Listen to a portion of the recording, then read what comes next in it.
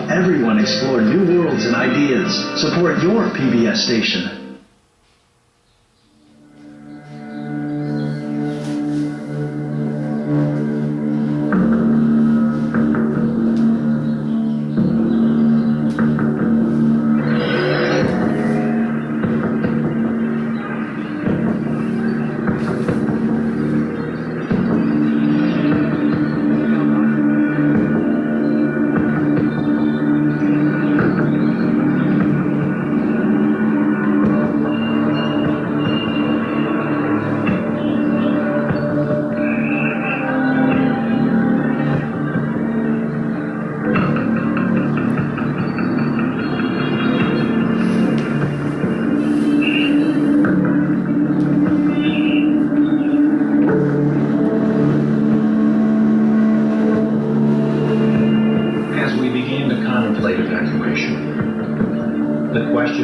The burning question was, who goes? And who gets left behind?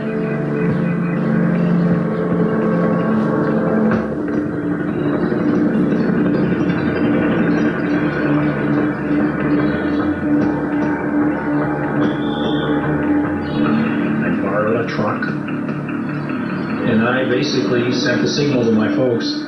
And this meant a group of South Vietnamese majors, lieutenant colonels, and their families to muster at an address in downtown Saigon.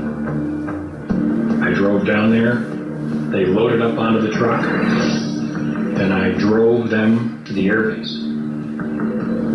And I had told them, when you hear 3 thumps, that means hold the baby's mouths, don't breathe, don't talk, don't make any noise, because we're going through the gate post.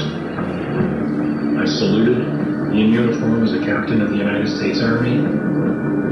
The guard waved me through, and I drove straight out to the flight line to an aircraft that was awaiting. One Vietnamese colonel that was putting his family on the plane, he had wanted to stay in Vietnam to defend the country. And this full colonel had like 8 kids and a wife. And he was in tears. The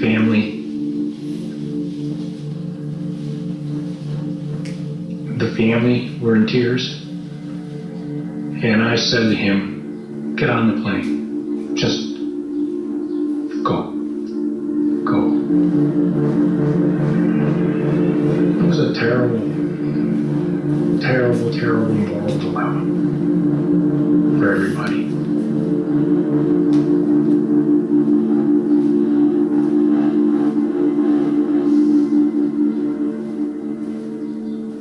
We today have concluded an agreement to end the war and bring peace with honor in Vietnam.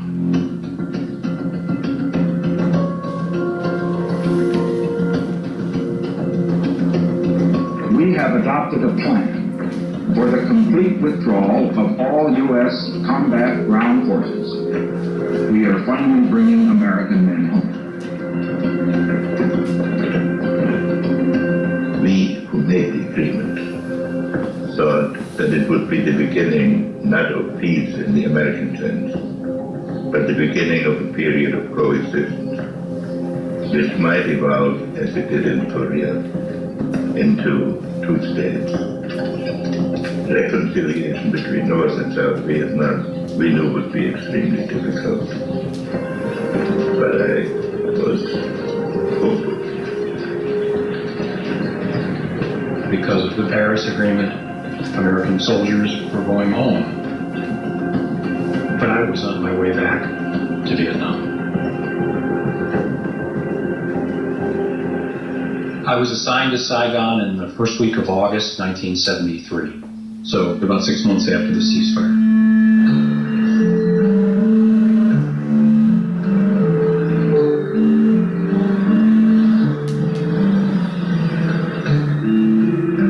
Say that between the State Department people and CIA people, the contractors who were there to maintain infrastructure, maintain aircraft, as well as people like me, we had 5,000 to 7,000 Americans in country. A lot of the guys had Vietnamese girlfriends and wives, in many cases with children. In general, things were eerily calm and in many ways normal in Saigon. My sense was that we were going to be there, pretty much for a long time to come. I was assigned to the American Embassy in Saigon. I was in charge of the 84 Marine security guards that were there, making sure that they kept up with their physical fitness training. We were there to protect American lives as well as American property. It was just day-to-day job. The ambassador there was a guy named Graham Martin. A North Carolinian, just as I was. He spoke with a slow southern drawl. He was a great gentleman. He was a cold warrior in the old strife. He'd lost an adopted son in Vietnam to combat. And he was not going to give up South Vietnam to the communists. He was determined to keep U.S. aid flowing into Saigon. When the ceasefire occurred in 1973, everybody toasted it with Bloody Marys in the U.S. Embassy. It was a grand party. We thought peace was at hand. But the Paris Peace Accord was a masterpiece of ambiguity. In order to get President Thieu and the South Vietnamese to go along with the Paris Agreement, President Nixon pulled out all the stops. And in a letter to President Thieu, he promised that if the North Vietnamese were to substantially violate the terms of the Paris Agreement, the United States would respond with full force. In other words, re-enter them. The North Vietnamese viewed Nixon as a madman. They were terrified of him. They believed that Nixon, if necessary, would bring back American air power. But in August 1974, he was gone. Nixon resigned because of Watergate. And overnight, everything changed. Hanoi suddenly saw the road to Saigon as being open.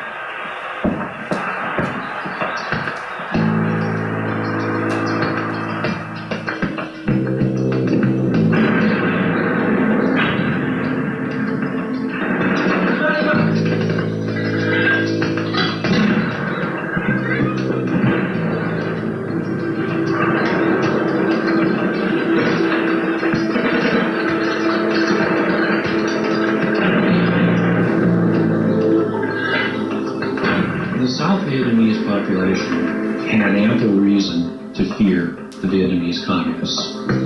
The communist conduct throughout the course of the war had been violent and unforgiving. For example, when the city of Hue was taken over by the North Vietnamese, several thousand people on a long blacklist were rounded up. School teachers, government civil servants, people who were known anti-communists, and they were executed. In some cases even buried alive. So panic was but a millimeter away.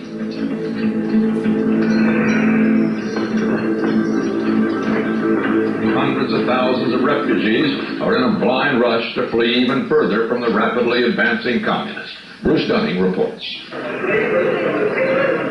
President Thieu broadcast a strong appeal to the soldiers and the people of Da Nang, urging them to stay and fight. Và ngay cả vị tướng chỉ huy đó cũng không biết rõ ý định của ông Tổng thống Thiệu ra làm sao nữa. Và ngày hôm nay thì tin được lệnh là phải giữ Đà Nẵng. Ngày mai đã nhận được lệnh rằng bỏ. As the enemy approaches, the panic has swept from the coastal city's crowded back streets and pagodas onto runways at the airport.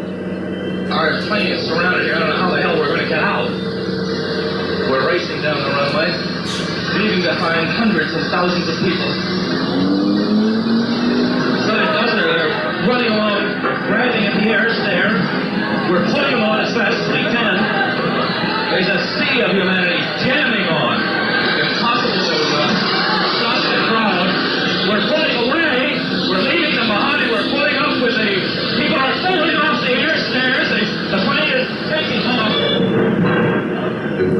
every man for himself.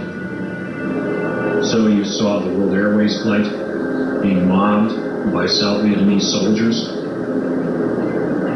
You saw ships with thousands of refugees, including lots of soldiers. You saw out-of-control panic. Basically, any boats, trucks, airplanes, or anything going south were besieged by people wanting to get on board.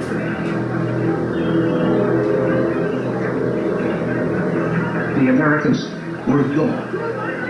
And as a result, the house of cards began to collapse. The North Vietnamese decided to escalate at every turn to see if the United States would react.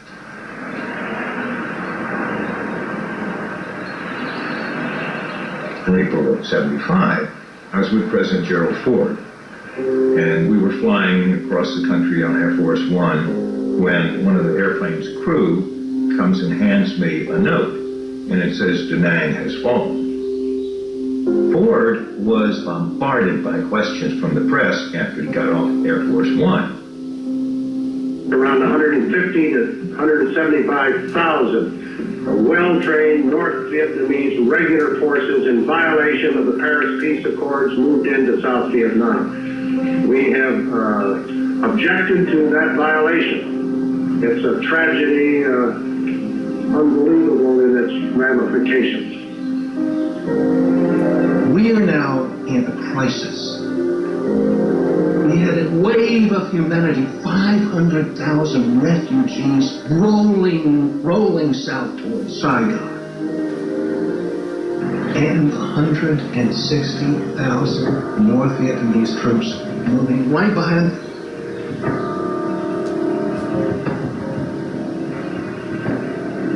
I had become so concerned, I decided to pull our best Vietnamese agents in out of the woodwork to try to see what they could tell us about communist planning, which obviously was rapidly evolving.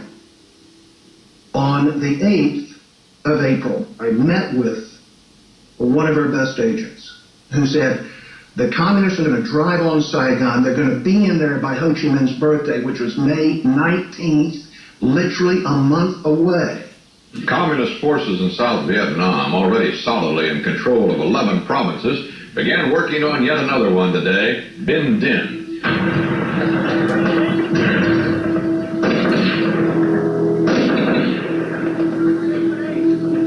Ở phía hải quân chúng tôi thì không ai dám nói một lời nào về cái chương trình gì xa xôi nữa, mà chỉ cố gắng bằng mọi sức bị chết và các cái dụng cụ không được thay thế. Nhiều các cái trại y tế dã chiến của chúng tôi phải dùng lại những cái bom băng, thì đó là một cái trở ngại. Đánh tới đâu, còn đánh được không, hoặc là còn sức đánh không. I kept a map every day on the progress of the North Vietnamese onslaught. By the 5th of April, the North Vietnamese had 15, even 16 divisions heading in the direction of Saigon. They were bringing SA-2 missiles down to provide anti-aircraft cover for their forces. There were people who were saying, look, we've got to do some heavy planning here, because depending on how this goes, it doesn't look good now. We may all have to evacuate. And Ambassador Martin wouldn't tolerate or countenance such thought. That was defeatism. That was poisonous to the prospects of the people who were here to help. But people could see what was going on, and they started leaving, especially the Americans. I'm leaving Vietnam. Why? I'm kind of scared, to be honest with you. Perfect honestly, I'm really scared. I think the situation's a lot worse than we know about. There was always a standing evacuation plan at the embassy. It held that in an emergency, all Americans still in the country, about 6,000 people, would be evacuated, and that no South Vietnamese would be evacuated with them.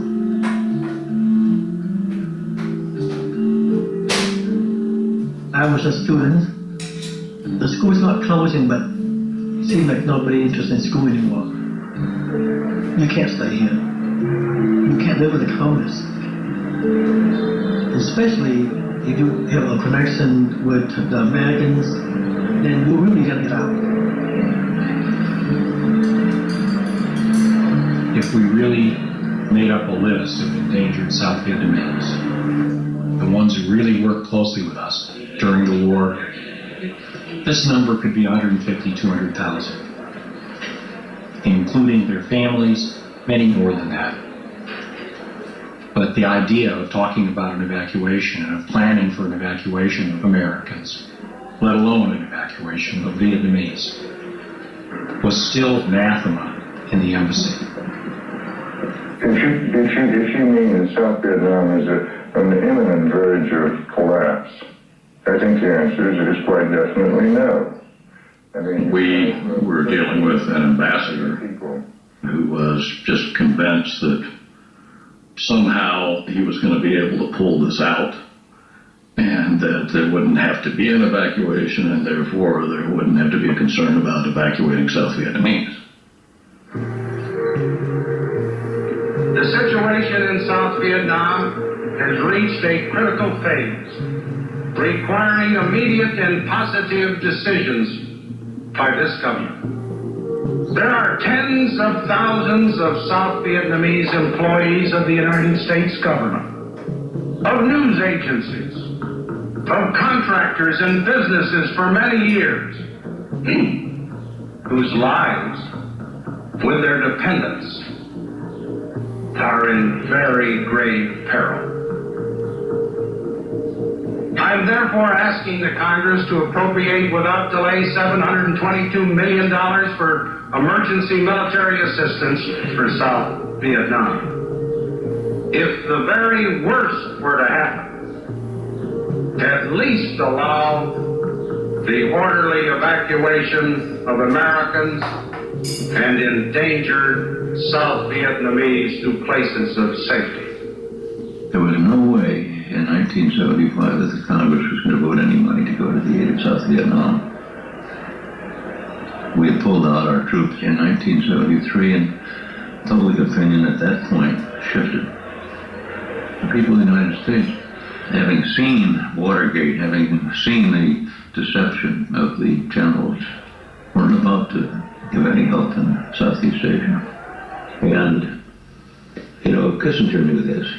We knew we were not going to get the 722 million. By that time, it made no big difference. But President Ford said he owed it to Vietnam to make a request. We've sent, so to speak, battleship after battleship, and bomber after bomber, and 500,000 and more men, and billions and billions of dollars. If billions and billions didn't do at a time when we had all our men there, how can 722 million save the day? This is the way my map looked mid-April. The North Vietnamese just rolled down the coast. Saigon was clearly threatened. The situation was urgent. Urgent understates it. At this time, Ambassador Martin had been back in Washington, trying to persuade Congress to vote additional aid.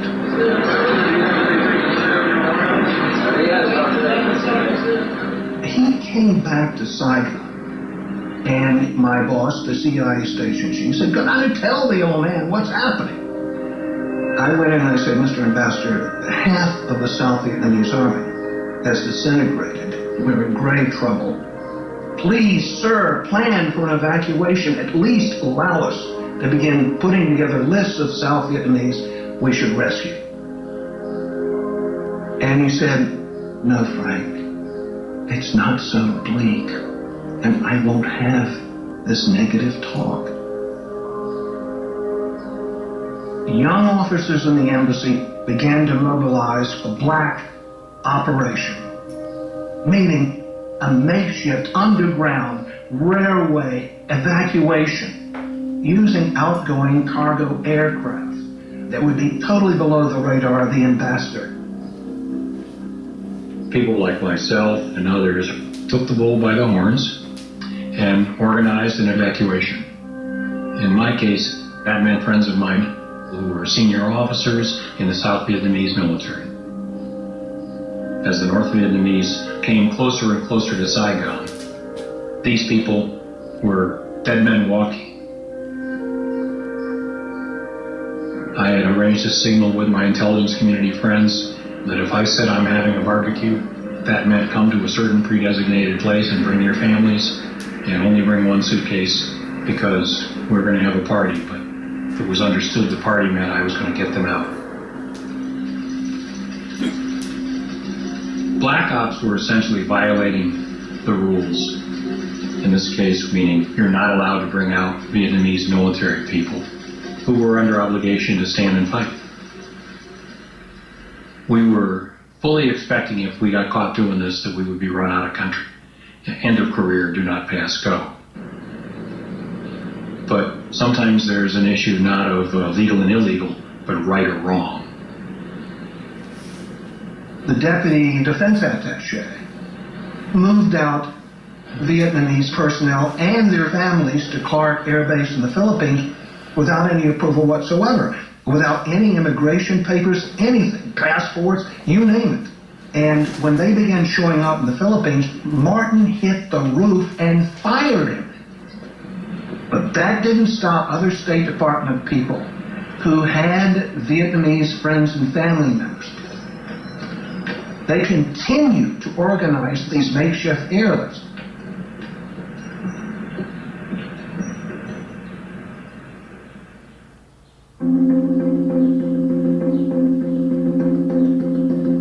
That April, I was in Kenta, which was about 100 miles from Saigon, and we were getting reports of this town falling and that province falling and so on. And then we were attacked. Sergeant Hasty came by to give me a report on the damage. Canto came under pretty intense artillery bombardment. The North Vietnamese had overrun some South Vietnamese artillery batteries and managed to turn those around and shell the center of Canto. We knew that the situation was bad. We could see that the South Vietnamese army was eroding. Supplies had been cut off, and you could see the armaments dwindling. We were, under the terms of the Paris Agreement, committed to resupplying the South Vietnamese.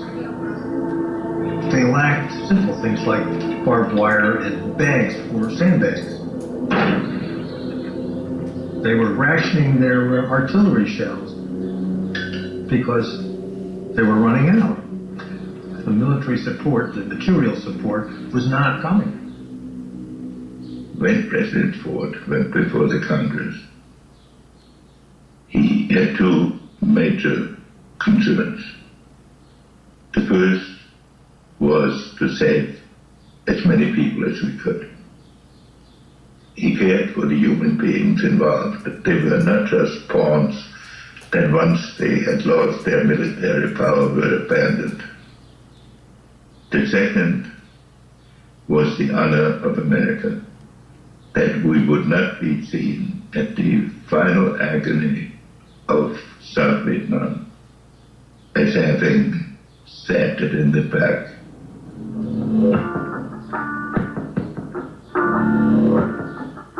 Congress wouldn't pass it. They said no more, no more troops, no more money, no more aid to the Vietnamese. Well, I had to go into President Ford's office to tell him. I had never heard Ford use a curse word in all the time I'd known him. But when I showed him this story, he said, "Those sons of bitches."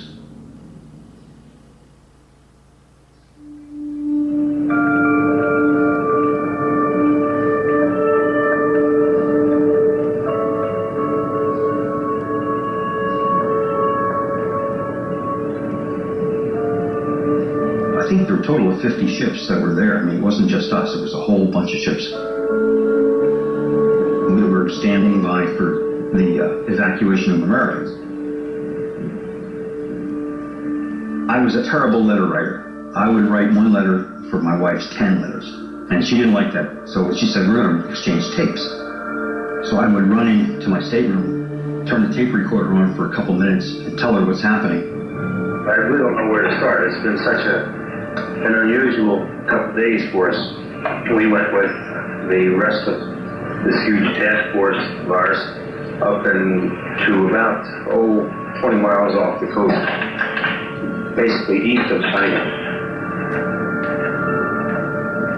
As most Navy operations are, it was very carefully planned. We planned the death. The chain of command for, as I understood it as a captain of the United States Marine Corps, and I think I got it right, is for any evacuation, that decision is the ambassador's decision. Graham Martin is the responsible guy.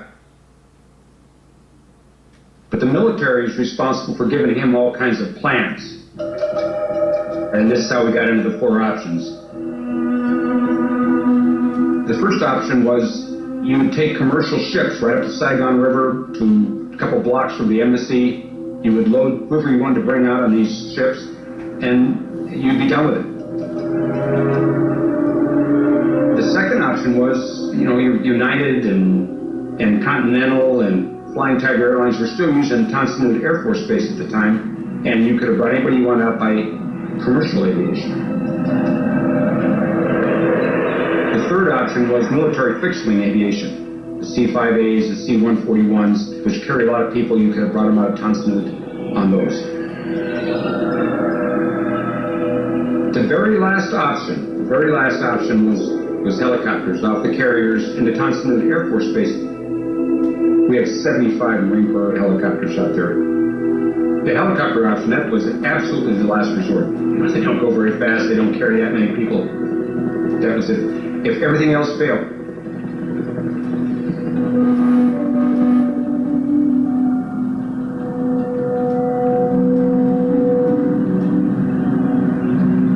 I got into Vietnam late on the 24th of April, 1975. Saigon was full of rumor, of false stories, whether we were going to have a last attempt to draw a line across the country, and Saigon and the South would remain a free republic, all of these things, and it was all churning all around. The fighting was close to Saigon, but hadn't shown up in the streets of Saigon. I served as a naval officer, 3.5 tours of Vietnam. 2 of those years as a Special Forces advisor with a 20-boat river division, all Vietnamese. I could tell jokes and hear jokes in Vietnamese, and once you start off like that, you eventually end up being able to dream in Vietnamese. In 1975, my mission was to remove or destroy as many ships with boats, anything that I considered to be a benefit to the enemy.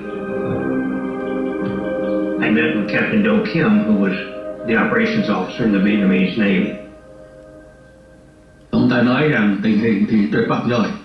Bây giờ ông phải giúp tôi để làm một cái kế hoạch đưa các chiến hạm của Hoa Kỳ ra khỏi cái tầm tay của Cộng sản. The plan was to sail all the large ships of the South Vietnamese Navy down the Saigon River to the sea and rendezvous at Con Son Island. We had to keep this secret. If it were get out, it would have had an effect on the morale of the people in the street.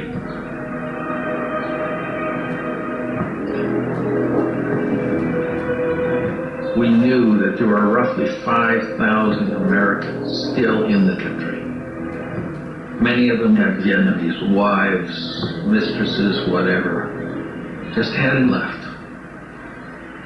And they were basically letting us know we're not leaving without our families. Finally, we were given authority by the ambassador to bypass the immigration laws and send these Vietnamese out of the country.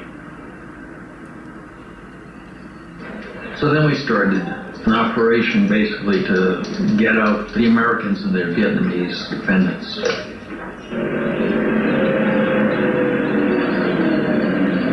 It was not an official evacuation.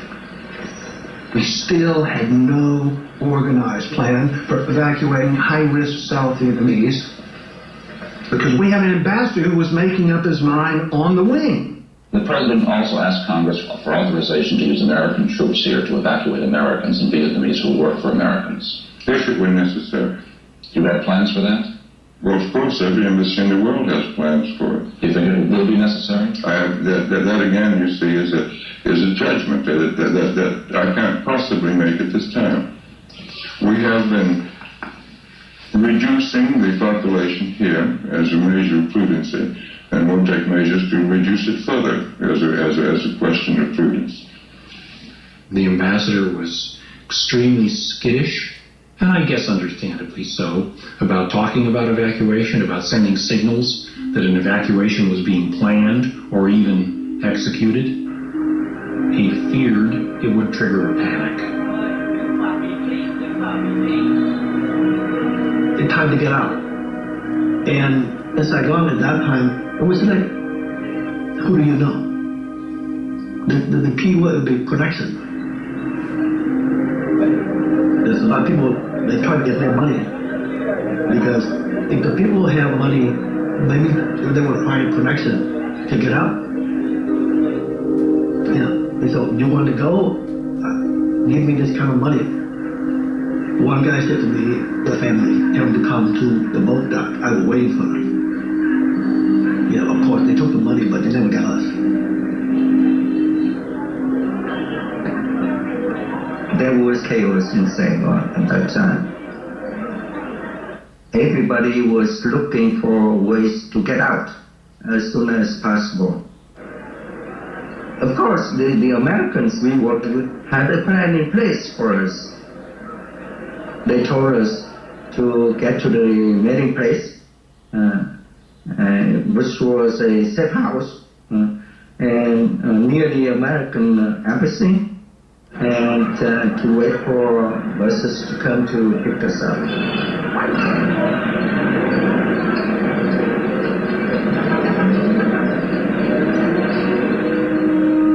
If we were going to get people out, we were going to have to make it happen and deliver the Vietnamese to the big airplanes in some form or fashion. The only way we could do that was keeping the airport open as long as we could.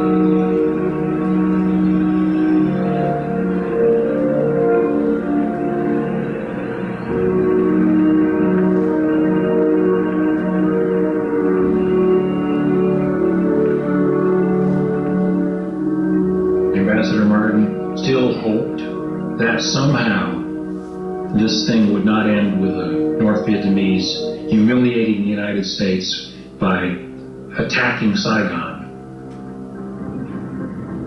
But it seemed like the North Vietnamese had other ideas.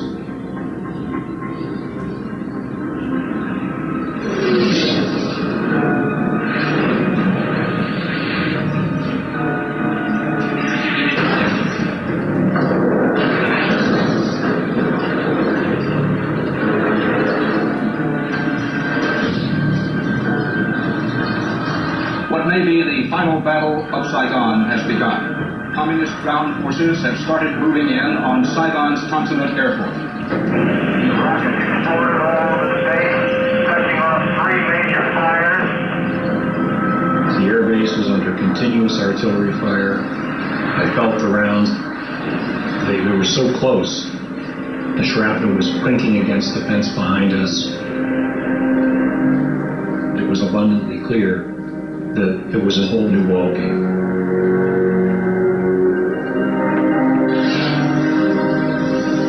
We never expected any trouble out there.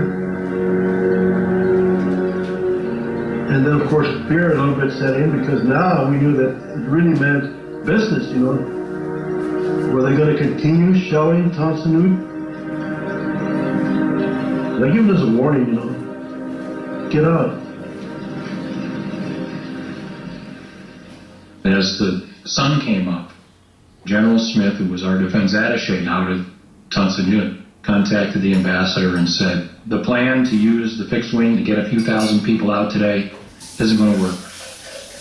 And we need to consider that this is it. Option 4, a heavy lift helicopter evacuation.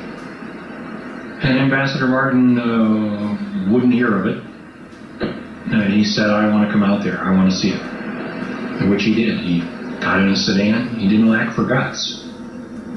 There was still rounds coming in. Sporadic. But there was still artillery fire. And he could see that the main runway was full of craters from North Vietnamese artillery. And it was understood that General Smith was not being premature with the recommendation for option 4. Ambassador Martin's concern very clearly, up to now, was that once we start an official evacuation, it's pretty obvious that the game is over. You've got to remember, this is an ambassador who had lost his only son in combat in Vietnam. One becomes pretty invested in that country.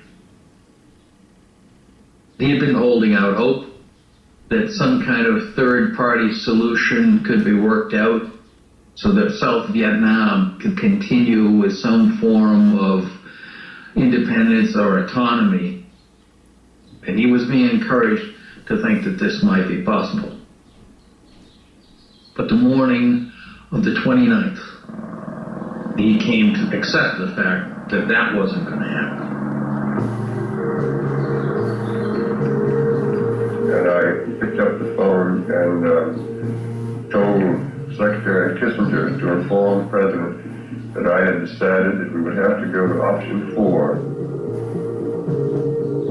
When I tell President Ford the airport is being shelled and that it's now time to pull the plug, I mean, keeps coming back time and again. You really think we have to do it? That's how heartbreaking it was for him. He finally, reluctantly, gave the go-ahead for the final evacuation. This is the American Forces Vietnam Network. The prearranged signal for the evacuation was broadcast on American radio in Saigon. The message was the temperature is 105 and rising, and then Bing Crosby's White Christmas. And sure enough, about 10 o'clock in the morning, I believe, on the 29th, there was Bing Crosby on the airwaves.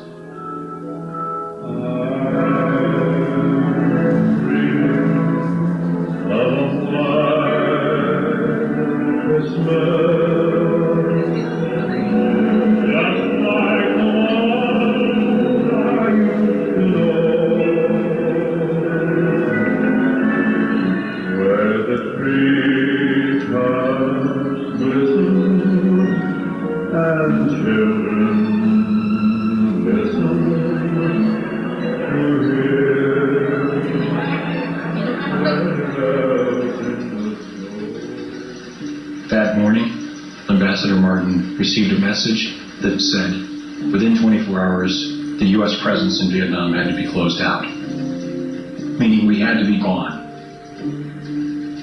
It was obvious that there was the need for a hasty plan to be developed for a helicopter airlift out of the embassy to the fleet. And we had less than 24 hours to pull it off. That morning, there must have been, I would guess, at least 10,000 people literally ringing the embassy. The embassy compound was the size of a city block. It was big. And all sides of it were filled 200-300 feet back. Fortunately, people were by and large very controlled. They were very patient. They were just hoping desperately to get in. It's like the whole Saigon want to get inside and make an embassy. So you have to know somebody, you know. Just like me, I find my friend and got this little paper to assure us to get in. So several of us went to the embassy. And my friend, he saw the paper to the card, and he just kind of pointed it to each one of us, and we one by one to go inside the embassy. When I first got in, I feel so good. I in America, I almost there. They have a courtyard in the swimming pool, and we mostly gather around the swimming pool, and 1,000 people there, and they just keep coming in. That morning, CIA choppers began picking up evacuees off the roofs of buildings around the city and bringing them to the embassy. There was an old pilot named Odie Harnage. He was blind in one eye and lame in one leg. And I said, Harnage, we got people at 6 Jalan. You gotta go pick them up. It was the deputy CIA station chief's apartment building. There were a number of very high-risk Vietnamese, including the defense minister of South Vietnam, all waiting to be rescued. As they climbed up the ladder to the roof, a photographer took that famous photograph. Many people thought that was the U.S. Embassy. It wasn't. But it indicated to what extent chaos had descended on this entire operation.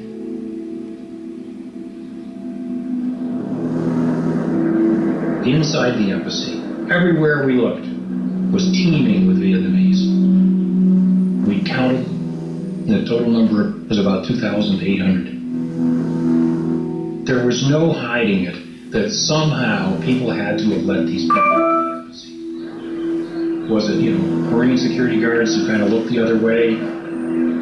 Was it American employees in the embassy who were doing kind of what we did, black ops, and taking care of their own? We never got to the bottom of that. And frankly, we never pursued it. One of the Marines said to me, we should take out the tailor. There was a tailor who made all our civilian clothes. So I said, why don't we take out the cook too?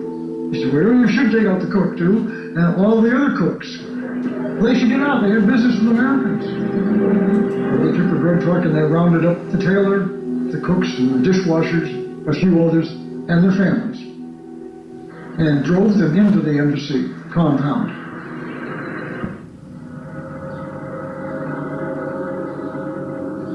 There was in the parking lot of the embassy a great tamarind tree, which the ambassador had often referred to as steadfast as the American commitment in Vietnam. The CIA station chief that last morning said, Mr. Ambassador, we have to cut this tree down. You could not land any large helicopters on the parking lot unless the tree and all the shrubbery was all gone. The ambassador had resisted us cutting that tree because he did not want anybody to be alerted that we were doing any sort of evacuation, or we're going to do any sort of evacuation.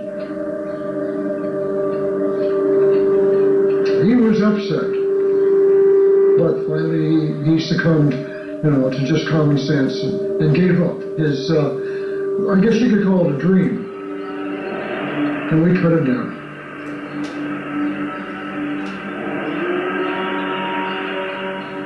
He had also, for the past few days, prevented us from getting classified documents for fear that it would panic the South Vietnamese. So, that morning of the 29th, we had thousands of pages of classified documents we had failed to destroy beforehand. Our next job was just looking at that classified document idea and getting rid of that. So we went to every office and told them to start pulling stuff, and piles of paper began coming out. And we began shredding.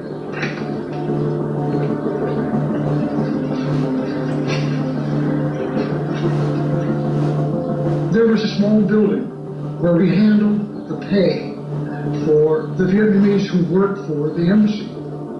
And in this building, there was over $1 million in U.S. currency. So we had to send a message to the Navy, who sent it to the Treasury Department, who came back and said destroy it. So I assigned a few Marines to get rid of money. And I said, oh, by the way, we're going to lock you in there. It took them 8 hours to burn $1 million. That morning, fear and desperation were the order of the day. That I had a job to do. It was an important job to do, I thought, to deny the enemy the South Vietnamese naval ships. Thì ông nói rằng đại tá Kiểm chậm lắm rồi, ông phải ra đi ngay. Thì lúc đó cái kế hoạch của chúng tôi là thứ nhất là bỏ hết tất cả các sự sửa chữa thông thường và chỉ chú trọng vào các cái bộ phận chính của một chiếc tàu, tức là máy tránh. Nếu mà một máy cũng tính là chạy được, thay vì 2 máy, nhưng mà 1 máy chạy được cũng được, 1 máy điện cũng chạy. We had expected kind of a longer time period to get ready. We had been told by people in our intelligence community that we might have as long as the 4th of May. But the North Vietnamese were closing in quite tightly, and clearly it was time to send the signal to leave. Thì chúng tôi có chừng khoảng 32 chiến hạm lớn, có 30 chiến hạm lớn có thể đi được. Cũng tính với lại ông Armitage rằng tôi sẽ cố gắng cho họ thủy thủ đoàn ra đi càng đông càng tốt. Thì tôi nói thủy thủ đoàn chắc chắn phải đi, nhưng mà còn gia đình của họ sẽ không đi nếu không có gia đình họ đi theo. I knew this, but I didn't know how many civilians were going to be aboard. I had no idea. Nó quá cái nhiệm vụ của tôi. Trên tôi còn có những người cao cấp hơn tôi. Tại sao họ không làm? Nhưng mình cứ thấy là đó là cái nhiệm vụ của mình thì là làm. Và khi đã làm thì phải làm cho chót. Thì trong khi cái sự mà tính là làm cho chót đó đôi khi vượt quá cả cái nhiệm vụ của mình, nhưng vẫn làm, vì cái đó là lẽ phải.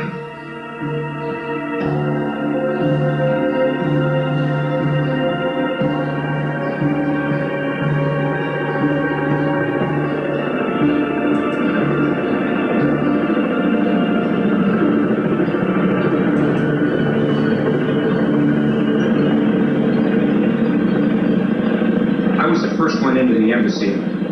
And my only mission at this time, this is early in the afternoon, was to bring the ambassador out. It was actually a mission, it was called Embassy Snatch. I was just supposed to be the ambassador.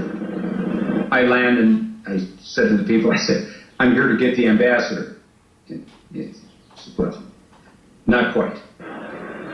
The ambassador refused to leave until he could get as many Vietnamese on as many choppers as possible. The evacuation of Vietnamese happened because Graham Martin wanted it to happen.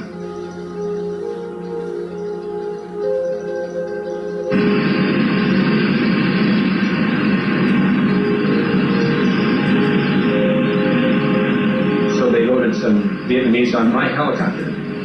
And because I'm supposed to have the ambassador on board, we go right to the command ship, the USS Blue Ridge. We land on the Blue Ridge. General Carey comes out, wants to know where the ambassador is. He said, well, he didn't get on. I mean, I don't know who I'm supposed to tell, but I told everybody I was supposed to get the ambassador, but the ambassador didn't get on. So that starts the lift. Like I say, we have 75 Marine Corps helicopters. You and your wingman would fly into the embassy, get your passengers loaded, and fly back out to the ships.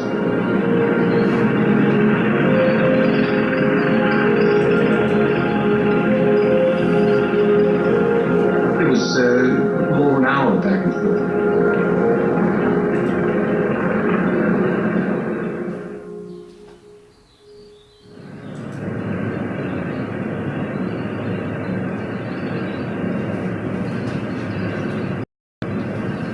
On the USS Kirk, our mission was to protect the helicopters moving from the embassy out to the aircraft carriers and back and forth. We were very close to the action.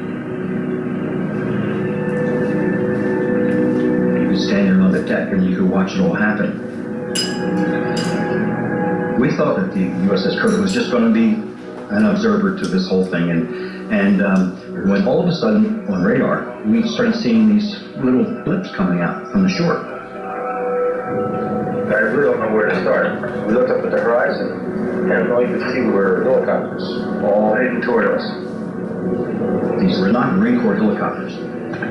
They were small helicopters, the little Hueys, which were never part of the evacuation plan. But they were flying over top of us. We were watching them fly over top, over and over and over again. We viewed this enemy until we could verify who it was. Then we realized that these are South Vietnamese trying to escape. I figured we could save one, at least we saved 15, 20 people. They were packed in there like sardines. So I made a decision. Land the helicopter. One of our sailors could speak rudimentary Vietnamese, so we put him on the radio and he started broadcasting. This is ship 1087. Land here. So we got his attention, came flying over, and landed on our flight deck. And it turned out that the pilot, he was a pilot for the Deputy Chairman of the Joint Chiefs of Staff, real high up. And he had a general with him, it was a two-star general.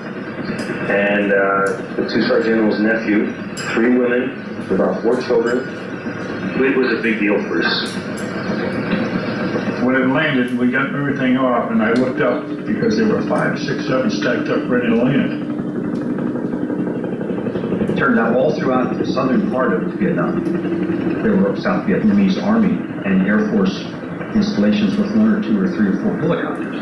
And those helicopters were flyable, their pilots were there, and when they realized that the evacuation was happening and they weren't going to be part of it, they said, oh yeah, we are. These young Vietnamese pilots would go to their homes, land right in the front yards, pick up their families and anybody else and head out to sea, hoping they can rendezvous with the ship. Well, we're one of the first ships they saw.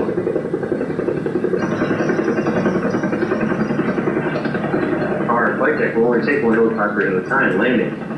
There are no wheels on them, they just have skids. We couldn't think of what else to do in these other planes. We're looking for a place to land, so we just physically pushed them. Of course, this was a big old helicopter, thousands of pounds, so we had to figure out how to get it 15 feet over to the edge of the flight deck. You don't have time to think about what you did, you just had to do it. So we opened up our flight deck and they began to land, one right after the other. Some of them were shot at, holes in them. Most of the Vietnamese who came out, I'm talking about the flight crews, they were heavily armed, all the sidearms, some with M16 rifles. They had no idea what was going to happen, so they came out ready for anything, really. So we had to disarm them. None of them had ever landed on a ship before. They were Vietnamese Air Force. Everybody had a gun. Took both guns away. Then about 5 minutes later, another one came in and landed. And we pushed his airplane over the side. That was the second one. I helped push that one over too. Then the third plane came in. It landed also. We pushed it over the side. So meanwhile, we've thrown 3 helicopters in the water so far. This is incredible. I know you probably don't believe in this, but it's all true.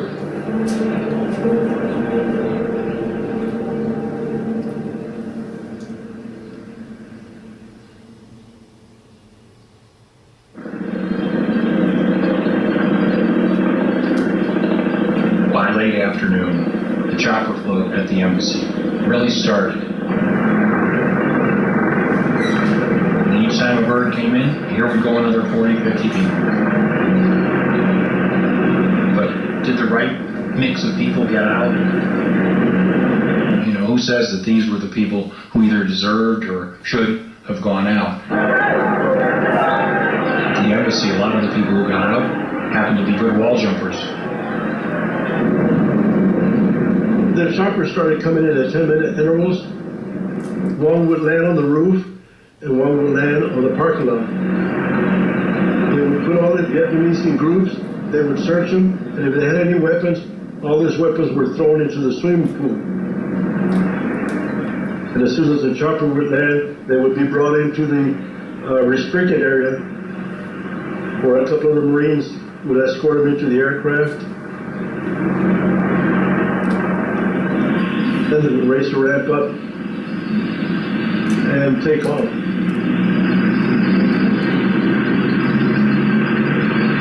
I remember I told to my friend, and he said, "Oh, it's our tunnel. We're almost there," so we were all excited. And I remember very distinctly that every time a helicopter coming down to blew us away, we had to duck down to fight with the wind of the chopper.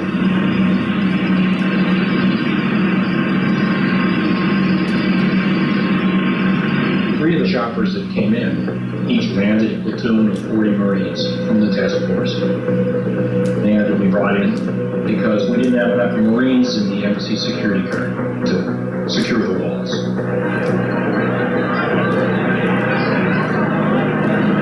I went with my wife to the embassy. A lot of people, they clinched to the top of the wall, but couldn't get in.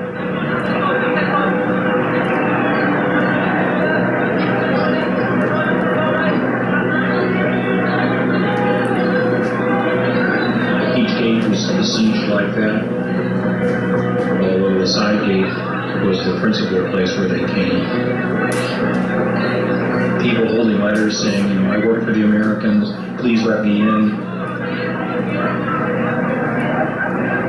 Journalists were arriving and counting on being recognized to be let in by the Marines.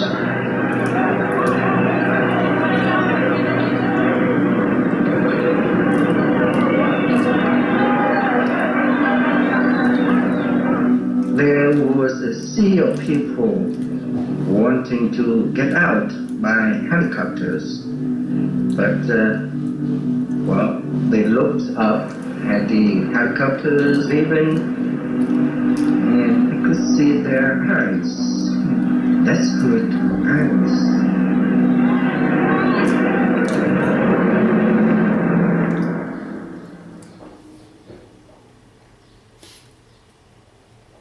My dad flew a Chinook helicopter in the South Vietnamese Air Force.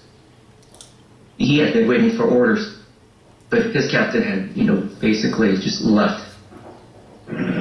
So he and some other pilots picked out the best Chinooks and took off.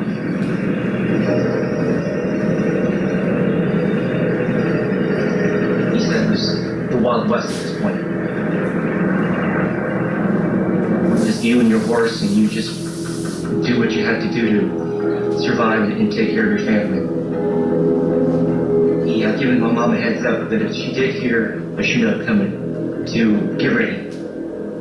I was 6.5 years old. I can still hear the rumbling, very familiar rumbling of a Chinook. When you hear the Chinook coming, you know it's coming. I knew my dad was coming. In Saigon during my childhood, it was like, say, living in the middle of busy LA. So it's really not a big area to land the Chinook. So he came in and landed in Clayfield. Caused a lot of wind, caused a lot of commotion. My mom grabbed my little sister, who was about 6 months at that time, and a little brother who was about 3 or 4 years old, myself. And he quickly ran into the Chinook, and we all flew off out into the Pacific Ocean. My dad's afraid for not having enough fuel. Afraid for a lot of things. He was just blind. And then he saw a ship out there.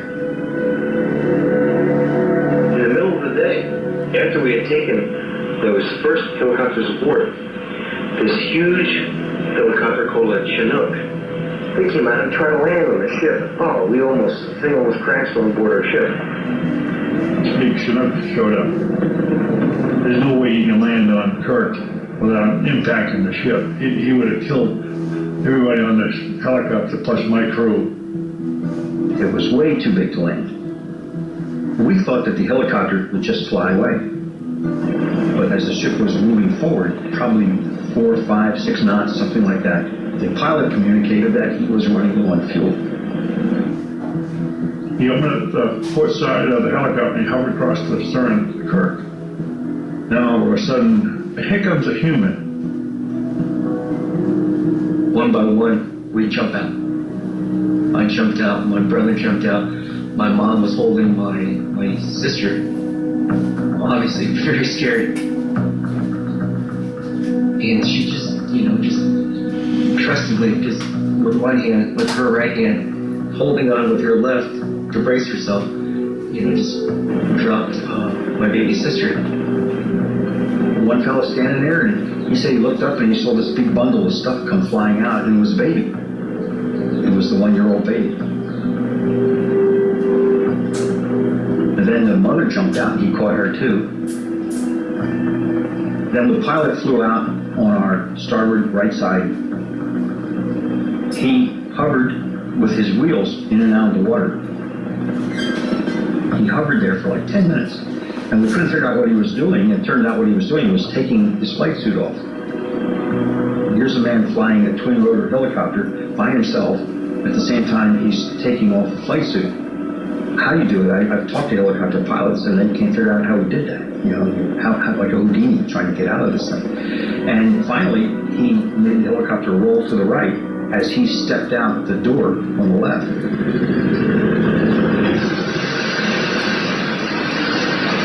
Just thunderous, loud noise. The shrapnel's just blowing up. Suddenly, just quiet. And he pops up, and he's alive. And he swam away. The helicopter was only about 20 feet from him when he hit the water. It was amazing. We went out, picked him up. He was no worse for the wear. He was a little bit wet. Well, one unfortunate thing is he had some small bars of gold, which was all his worldly possessions, that were in his shirt pocket that sank. So he lost everything. He didn't own a thing but his underwear when he finally came aboard the ship. He was a tremendous pilot. The guy was just so cool and calm. We've so far taken a total of 17 helicopters. We ended up with 157 people aboard the ship.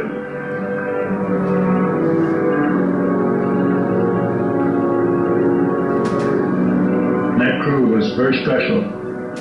They took their money, went to the Navy Exchange and Commissary, bought all the clothes and food they could get, took it up and gave it to the refugees they had befriended. They were unbelievable. We laid mats and all kinds of blankets and stuff out on the deck for the babies, and there were infants and children and women and all. It was a scene I'll never forget. We were happy. My mom was just, wow. Symbolically, it was like, the first step onto not American soil, but American freedom.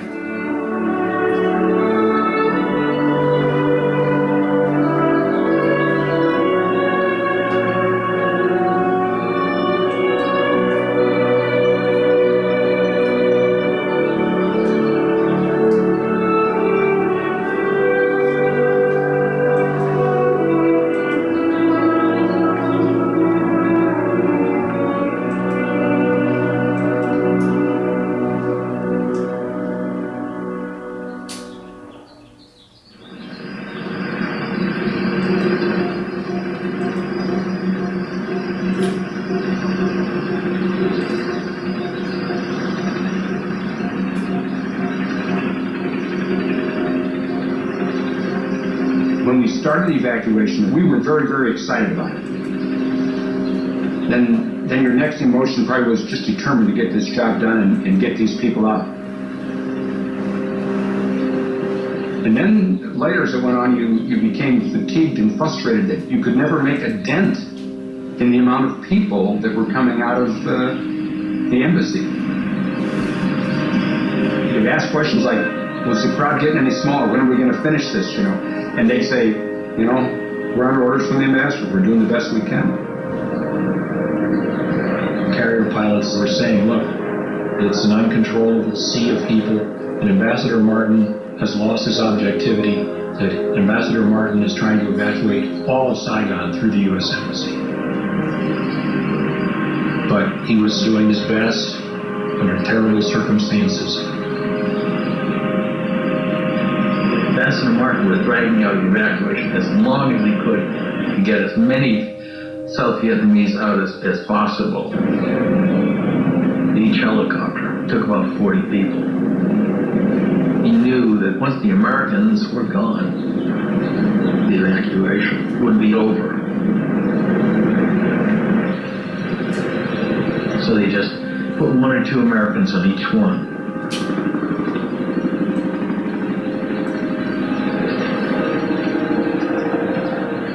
You're very tired, and you're not seeing the end of this thing.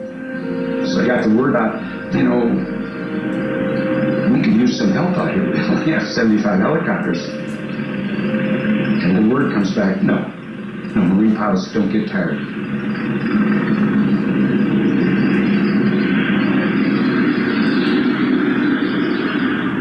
Back at the embassy, under the ambassador's direction, we, of course, were taking advantage of the presence of the aircraft to evacuate threatened folks.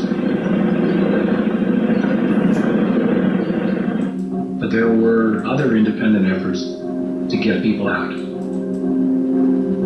Several of us at the embassy agreed that we would drive vans down to the docks on the Saigon River.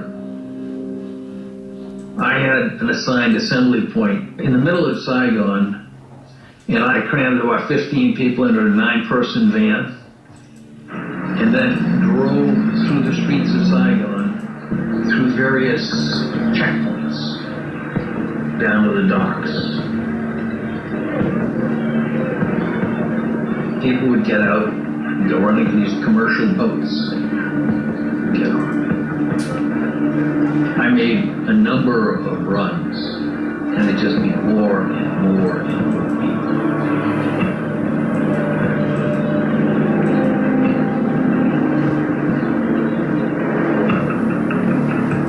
Finally, as the sun was going down, we were running out of light.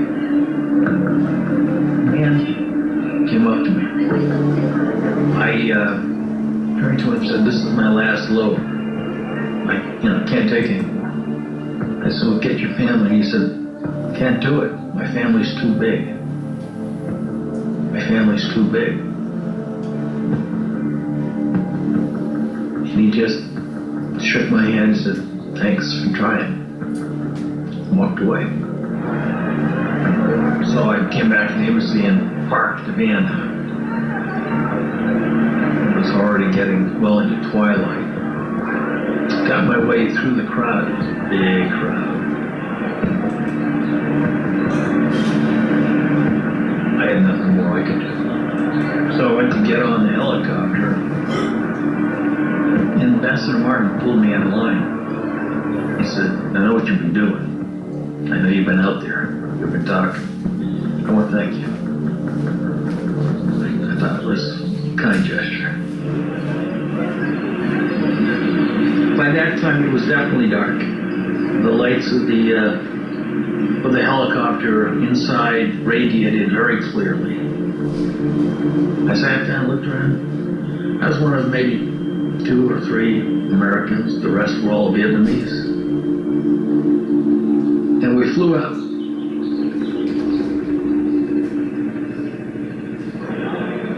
It was very dark. I remember that.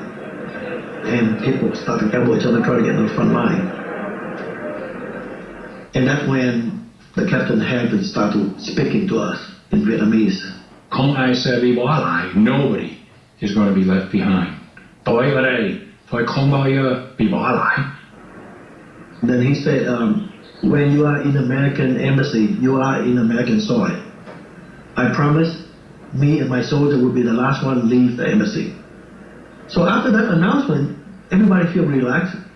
Literally, we totally relaxed. We have nothing to worry about. Yeah.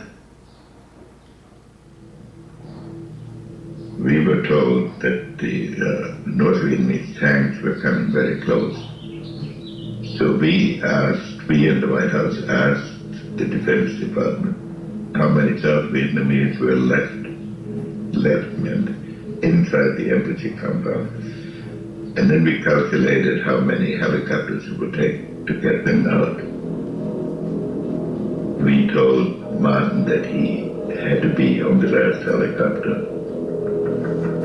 All I know is that in Washington, there was confusion about the numbers on the ground.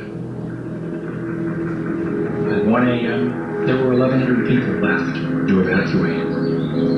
After we'd had a flurry of choppers and cleaned out more than half of them, and there were 420 people left, we received an order from Washington that the lift was over other than the extraction of the remaining Americans. About 4 in the morning, I land on the USS Blue Ridge again. So General Kerry comes out, gives me an apple and a cup of coffee or something, and says, "We're under orders from the president. You got to get the ambassador out." So we fly in. I land on the roof exactly at 4:50 in the morning. I said, "I'm not leaving until the ambassador's on board." One of the Marines lowered the flag, pulled it up, and escorted the ambassador up to the landing zone up on top of the embassy, and he gave him the flag. And that was it. Major Keane came to Colonel Madison and said, "No more, only Americans from this point on." And Madison said, "The hell you say? We've got these people over here." And Keane said, "Sir, not going to happen. It's a presidential order." And Madison said, "I'll take this up with the ambassador." He was very hot under the collar. And Keane said, "You can't. That's him," and pointed to the CH-46 that was just flying away.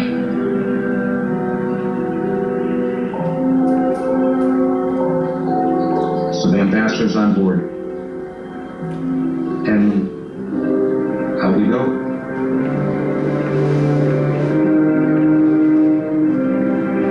We land on the Blue Ridge. 15 or 20, maybe 25 people get off with the ambassador. And that was the end of it. It flew 18.3 hours straight through. Graham Martin looked very tired, extremely haggard. I mean, he looked like, I'm sure the pressure was immense. What time were the cease evacuation? Cease evacuation? We could still be flying if we hadn't got the ambassador out, because he refused to stop the lift. Like about 3:45 minutes.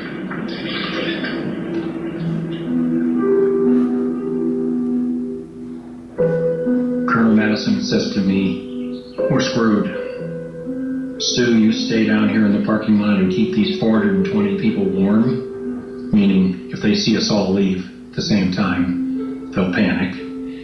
"And then make your way to the roof. We gotta go." And he was very angry and very disappointed. So they disappeared into the embassy, and I went to where the remaining Vietnamese were waiting and told them, "Thôi đâu có lo, không được lo. Trực thăng lớn sắp tới, big helicopters about to come." And waited a few minutes. Then I saw a chopper take off, and I thought, shit, was I supposed to be on that one? So I looked at the Vietnamese and I said, "Xin lỗi, nhưng mà mắt đáy đi. I gotta take a leak." And I left into the shadows. I made my way around in a circuitous route and went into the embassy. I thought about how this really, really was wrong. I thought maybe I should just say, "I'm not leaving till they go," because I promised them. And then I said, "Don't be a fool. Maybe they started shooting down helicopters for all you know." You're not going to get anybody else out. It's a presidential order. This decision has been made. So I got to the roof and the CH-46 alighted on the rooftop. Put its ramp down and we got on board. As it took off, the door was open. And down in the parking lot, I could see the group of 420 of them. They were right where we had left them marshaled on this little patch of grass. I felt absolutely awful. It was just so serious and deep a betrayal.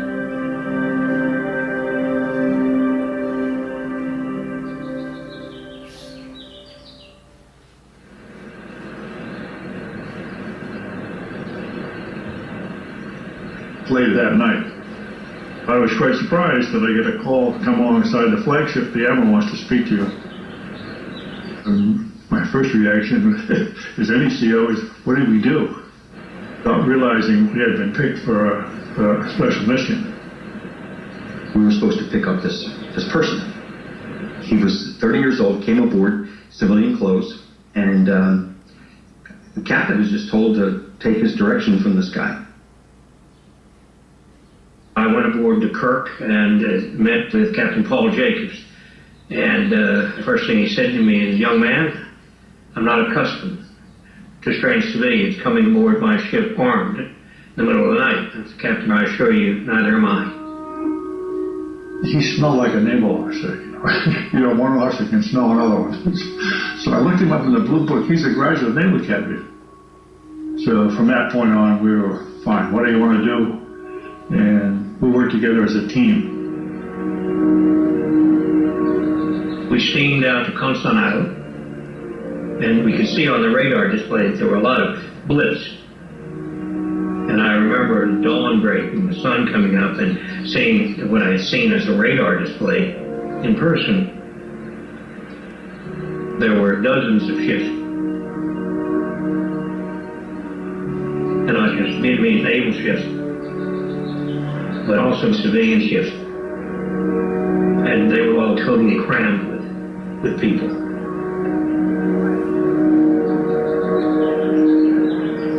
There are no words to describe what a ship looks like that holds 200 and it's got 2,000 on it.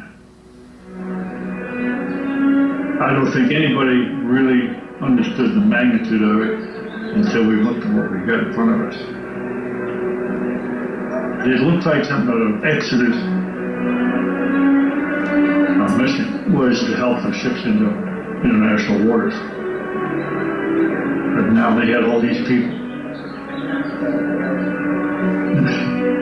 My reaction is, how the hell are we going to do this?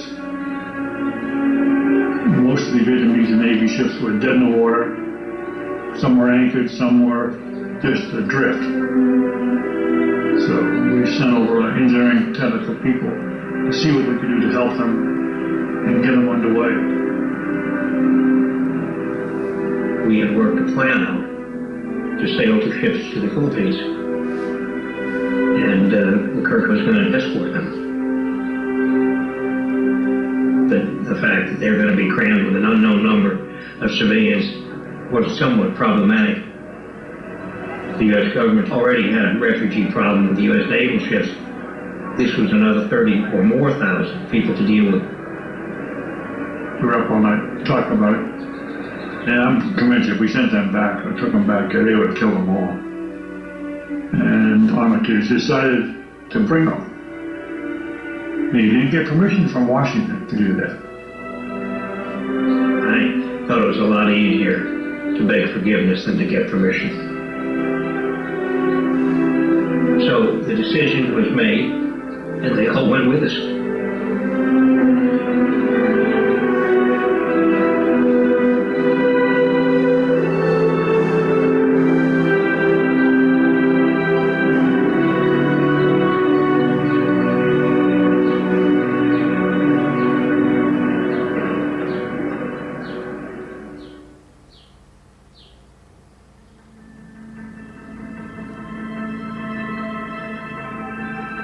We had finally got off the the last of the refugees that we could get out. Now we had to evacuate the Marines. They were all inside the embassy building, except for us. I was still on the embassy grounds with two of my sergeants, and I said, "You two stay right with me. Don't leave my side." We slowly walked backwards to the embassy door. When a couple of Vietnamese came towards me, I said, "We have no more helicopters. That's it. I'm sorry. We cannot take you." And they began to argue with me. They spoke good English, too. "We can ride in your helicopter." I said, "I'm sorry. No more." So we spun around and slammed these huge doors and we locked it from behind.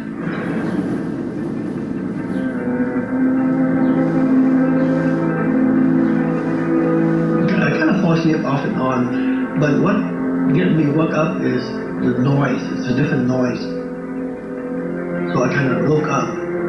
And the first thing in my sight was I didn't see that soldier there anymore on that wall. There were people throwing blankets or jackets and materials over the barbed wire so they can climb over the wall to come in. It was like, where are all the soldiers? We were going up the stairs, and below me I could hear feet running on the stairway. When we got to the roof, Master Sergeant Valdez was there. I said, "You got everybody?" "Yeah." I said, "Man, there's somebody chasing me up those stairs." There were wall lockers up on the roof and those big fire extinguishers with wheels. So we tilted all those wall lockers and the fire extinguishers, put them against the door. There was a little window there that we could see him in there on the Vietnamese trying to get to the roof. The Marines started going out as choppers came in. And then all of a sudden, choppers all ceased. There was 11 of us still left there.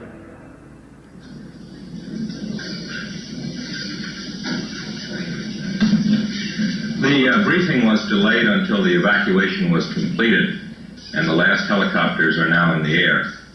The President commends the personnel of the armed forces who accomplished it, as well as Ambassador Graham Martin and the staff of his mission, who served so well under difficult conditions. We were told that Martin had left on the last helicopter and that the evacuation had ended.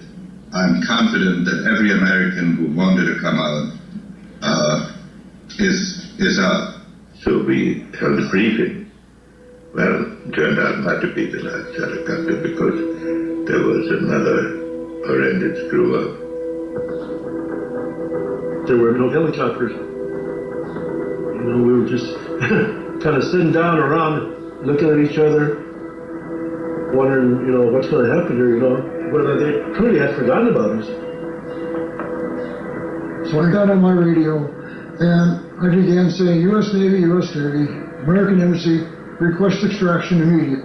And I repeated this over and over and over. The only option we had was sit on the stupid roof, like a sitting duck.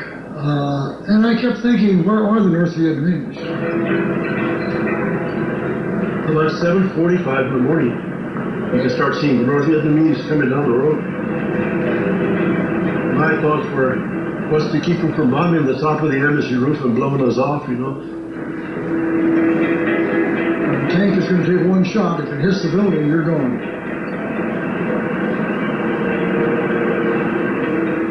So I didn't like the idea of being up there, but where else are we going to go? Finally, I looked out and I saw a black dot. When that chopper landed, I told the Marines, go, get in. I was the last one out. And as I was putting my foot on the ramp, I fell down, and I'm just hanging on, and the ramp's going up. The ramp was closing, and I did what I was trained in my first tour, count. So I went 1, 2, 3, 4, 5, 6, 10, 10. 1, 2, 3, 4, 5, 6, 10. And the Lord's crew chief was it. Put it down. I knew I was missing one man. I remember looking at the ramp and and two hands were over the top of it. So the Marines just kind of grabbed me and they just pulled me in. We left by my watch at 7:58, Saigon time. And we were the last 11.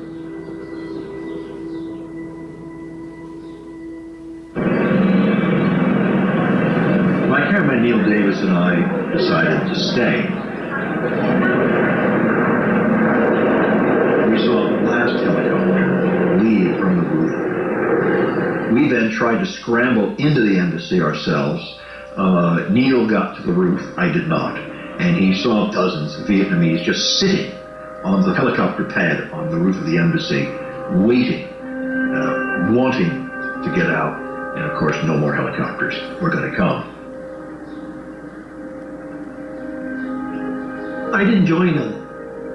I actually scared. If the communists come in, the last thing we want them to see us is the American embassy. So we got out.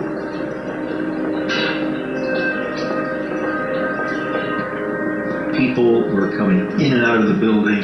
Literally anything that could not be fastened down or was not fastened down was being taken away.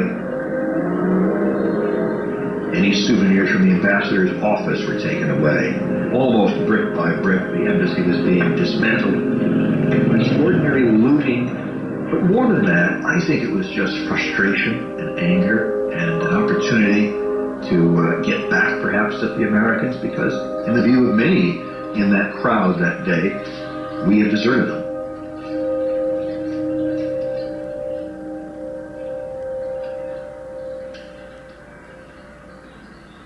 NBC News correspondent Jim Laurie is one of the few Americans still left in Saigon, in the city when President Duong Van Minh went on the radio and told the Viet Cong that his country would surrender unconditionally and that he had told its army to lay down its arms. Here from Saigon Radio Hookup is Laurie's report on the surrender. In the words of General Minh, we are here to hand over the power of government to you in order to avoid bloodshed. It is a unilateral ceasefire and unconditional surrender. The 30-year war in South Vietnam is at last over.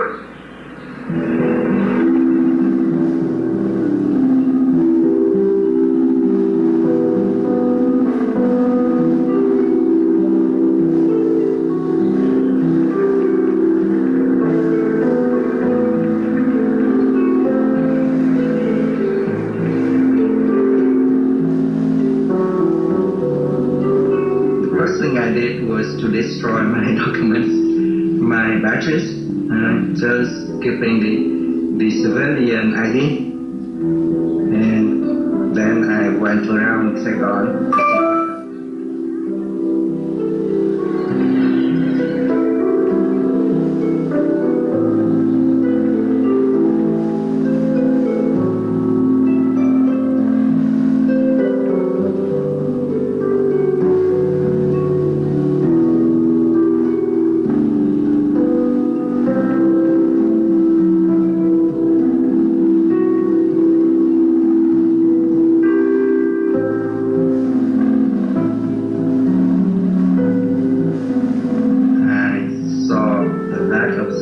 Vietnamese soldiers in underwear.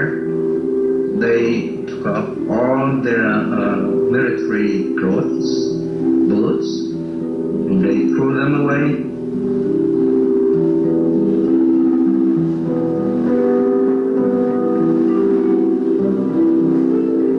And I thought, well, what would happen to them?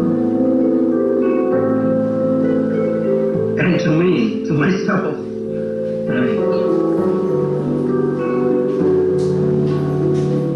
thought of my friends who were killed in action,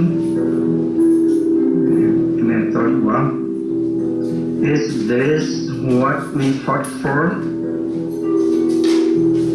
Is this what the Americans came for?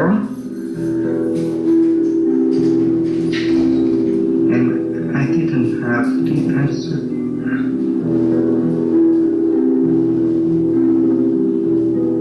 I have wrestled with this ever since.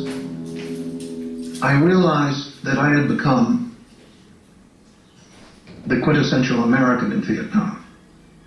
I had all these causes, all these big things I was doing. I was trying to get the truth back to Washington. I was talking to agents, trying to persuade the ambassador.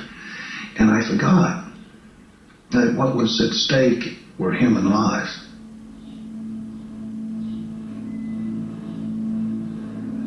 For years after that, I hear that sound in my head, that sound like in the middle of the night, I just jump up. I thought the helicopter come pick me up. I called it, breathe in the wind. Later we found out the big fleet is out there. You can just take a boat and go there. They take everybody. If you can get out there, you're on board. And I just didn't know that. You know, so.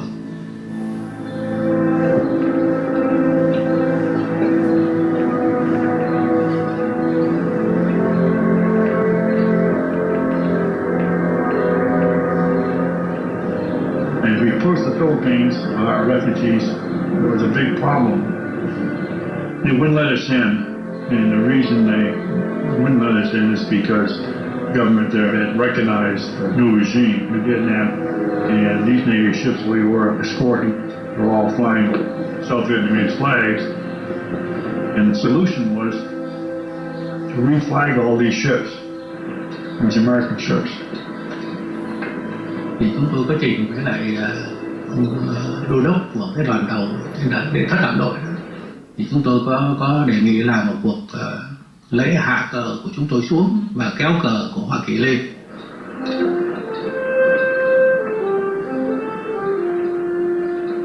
Này công dân ơi, đứng lên đáp lời sông núi, đồng lòng cùng đi sinh biết gì thân sông.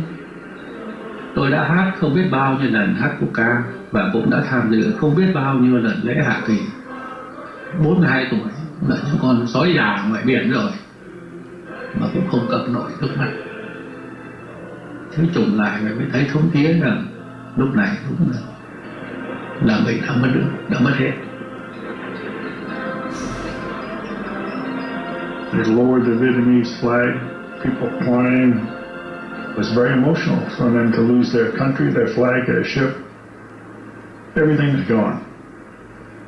And then we raised the American flag. We tried to do that with as much dignity as we could.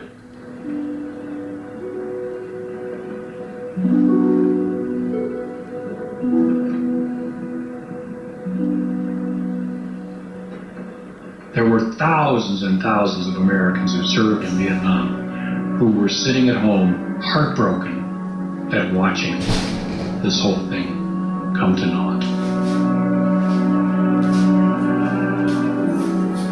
The end of April of 1975 was the whole Vietnam involvement in a microcosm. Promises made in good faith, promises broken. People being hurt because we didn't get our act together.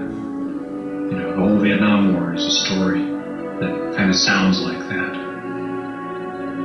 But on the other hand, sometimes there are moments when good people have to rise to the occasion and do the things that need to be done. And in Saigon, there was no shortage of people like that.